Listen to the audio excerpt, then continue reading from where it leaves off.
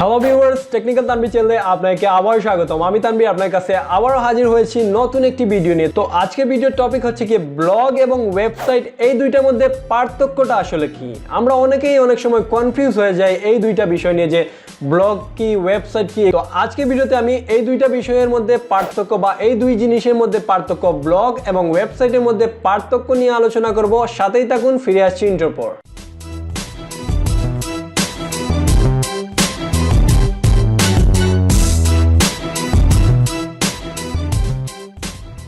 বন্ধুরা, ইন্ট্রোর পর আবারও হাজির হলাম। তো প্রথমে আমি ওয়েবসাইট নিয়ে আলোচনা করি। ওয়েবসাইট বিভিন্ন রকমের হতে পারে, যেমন কোনো কোম্পানি তার গ্রাহকদের তথ্য দেওয়ার জন্য ওয়েবসাইট ক্রিয়েট করতে পারে।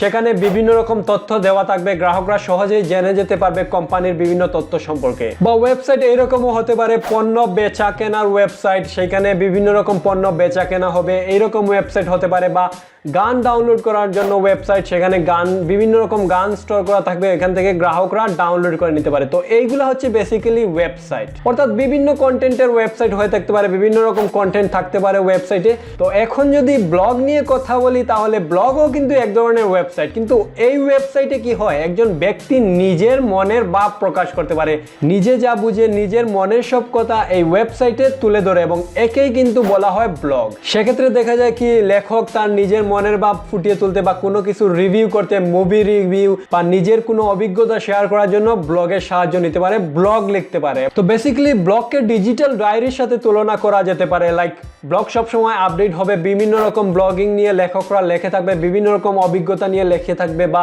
কারেন্ট বিভিন্ন সিচুয়েশন নিয়ে ব্লগাররা নিজেদের ব্লগে বিভিন্ন আপডেট দিয়ে থাকবে। বাংলাদেশে অনেকগুলো ব্লগিং সাইট রয়েছে, যেমন Tuner Page, Tech Tunes, Somewhere in Blog, এইরকম অনেকগুলা ব্লগিং সাইট রয়েছে। বা মুভির জন্য রয়েছে bioscope.com, এইরকম অনেকগুলা ব্লগিং সাইট রয়েছে। তাছাড়াও নিজে পার্সোনালি অনেকেই ব্লগিং সাইট খুলে রেখেছেন, যেখানে ওই ব্যক্তি নিজের মনের ভাব ব্লগের মাধ্যমে ফুটিয়ে তুলতেছে। অন্যদিকে ওয়েবসাইট হচ্ছে গিয়ে যোগাযোগের অনেক ফর্মাল একটা মাধ্যম। এইখানে বিভিন্ন পণ্য বেচা কেনা হতে পারে বা কেনা হতে পারে, বা বিভিন্ন পণ্যের প্রচারণার জন্য ইউজ করা হতে পারে, বিভিন্ন পণ্যের ইনফরমেশন দেওয়ার জন্য ইউজ করা হতে পারে ওয়েবসাইট, বা বিভিন্ন কোম্পানির তথ্য জানার জন্য ওয়েবসাইট ইউজ হতে পারে। উদাহরণ হিসাবে যদি আমি দেই, তাহলে বিক্রয়.com, apple.com, xiaomi.com, এইরকম বিভিন্ন রকম ওয়েবসাইট রয়েছে। এইগুলোকে ওয়েবসাইটের কাতারে আপনি ফেলবেন, কিন্তু ব্লগিং সাইটগুলোকে আপনাকে ব্লগিং এর কাতারে ফেলতে হবে বা ব্লগ সাইটের কাতারে আপনাকে ফেলতে হবে। তো এইগুলাই ছিল মোটামুটি বেসিক ডিফারেন্স।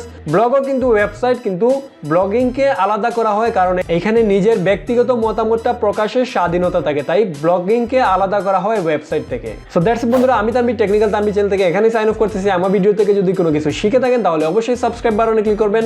দেখা হবে পরবর্তী কোনো ভিডিওতে। টিল দেন, আল্লাহ হাফিজ।